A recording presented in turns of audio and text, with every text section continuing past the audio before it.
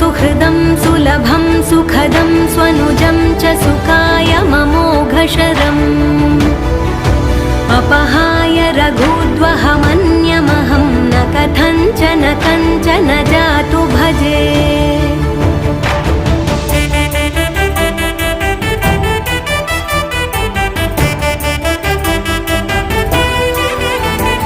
विना वेङ्कटेशं ननाथो ननाथः सदा वेङ्कटेशं स्मरामि स्मरामि।